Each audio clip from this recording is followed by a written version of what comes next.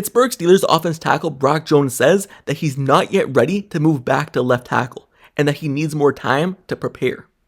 So, we all thought Brock Jones moving from right tackle to left tackle back to his natural position that he has played his entire life would help him, would show his potential in this league. But he made it clear it's not that easy, and it's been a struggle this far. But first, before I get more into what he said, however, make sure you subscribe to the channel and turn notifications for everything Pittsburgh Steelers news and updates. Also like this video. Now, let's get right back into it.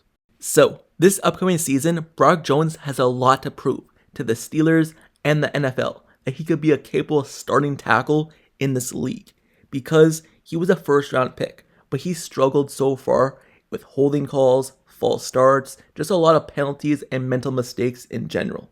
And this upcoming season will be a make or break it year for him.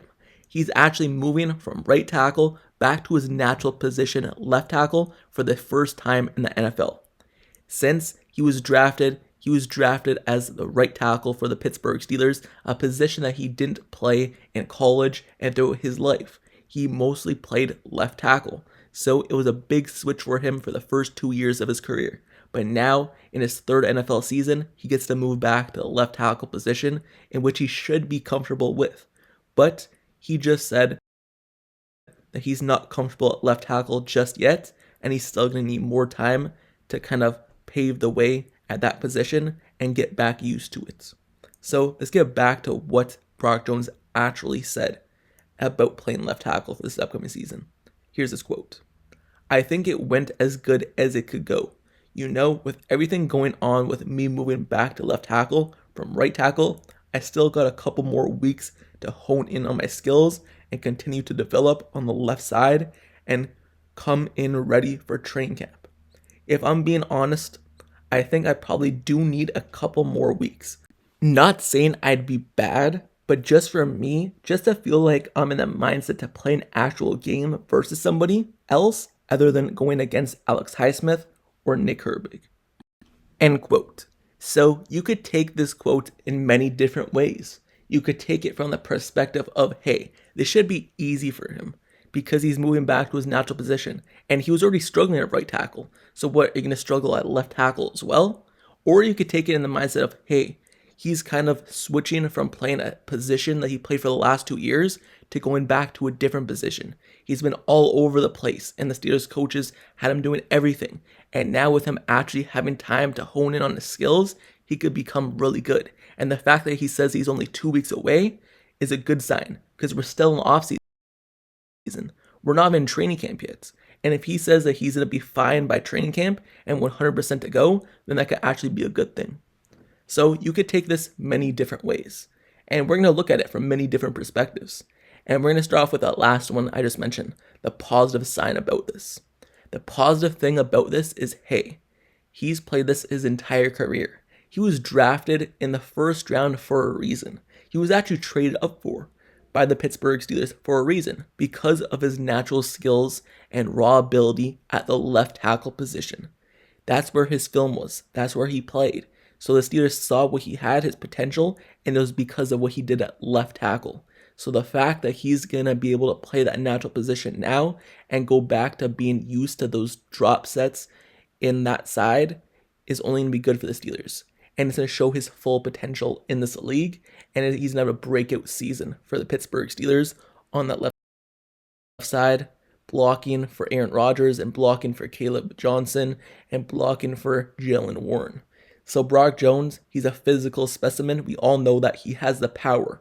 But now, him being back at left tackle, maybe the mental mistakes go away. And you have to think, this entire time that he was at right tackle, he said he wasn't good at it. He didn't feel like he was good at it. He feels completely different, like switching and using a different hand. So he said that he never got used to playing right tackle. So playing left tackle now, he's going to get back to playing that. Also, now let's switch over to the bad side about this that many people probably saw that quote and might run with. They're going to run with this situation. They're going to see, hey, you've been playing left tackle your entire career in college and before that.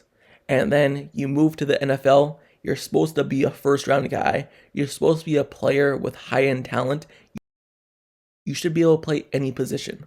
But then you came in, you had false starts, you had these mental mistakes, and you actually hurt our team while you're playing at right tackle. You got benched for a rookie in Troy Fautanu. You became a swing tackle on this team last season until Troy Fautanu got hurt, and you had to become the starter once again.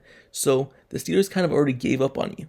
And you would think that you would be ready by now, knowing that you're going to play the left tackle position this entire offseason. You would think that you would be used to it by now, and you would think that you wouldn't have to get more acclimated into playing the left tackle position because you weren't good at right tackle. What, are you not going to be good at left tackle either? What were you drafted for? What position? Well, it was offensive tackle, so you should be fine. See, that's the kind of mindset that some people are going to run with this situation, with Brock Jones basically saying that he's not ready yet, but you have to just look at it from his perspective. And the perspective I look at it at is, hey, the Steelers had him playing all over the place. He came in as left tackle, never played right tackle a day in his life, had to play right tackle for 2 years, get all acclimated to that for 2 years, and now in his third season, he's moving back to left tackle, and now he has to get reacclimated to playing left tackle. It's like switching from one hand for 2 years and switching back to the other hand for 2 years and doing the same thing over and over again. You just keep on switching and you never really get steady at one spot. So that's how I look at it. I look at it more positive for him because I still think he has a lot of potential and he's still really, really young in this league. He's only in his third season. He's like 20 something years old, like 22 or something. So he's still a player who still has a lot more growth left in him. And if he could get over all the mental mistakes and tone in on his skills, he could become a really good tackle in this league because he has the power and everything like that. And he has the drive. He has the workforce. He wants to be good. It's just all the little things that he needs to work on. So, left tackle, this is a make or break year for him and the Pittsburgh Steelers because they need him to play well. Because if he doesn't, they really don't have anyone else that could take his spot. I've said it straight from the beginning. I would have rather moved on from Dan Moore Jr. and gave Brock Jones the starting left tackle job right away because you did trade up for him in the first round than just have Dan Moore Jr. stay at left tackle and let him leave in free agency. It just didn't make sense the way the Steelers handled the situation with Brock Jones the last few years when they knew they weren't going to re-sign Dan Moore Jr. to a long-term contract. You basically just wasted 2 years of Brock Jones' development and career path because he could have already been in his third season at the position that you wanted him to play. But now it's basically like he's a rookie once again playing at left tackle. You have to think of it like that. So the Pittsburgh Steelers, they also drafted Troy Fautanu, a tackle. So you knew you're going to replace Dan Moore Jr., yet they still didn't give Brock Jones the opportunity last season to play his natural position. They still stuck it out with Dan Moore Jr.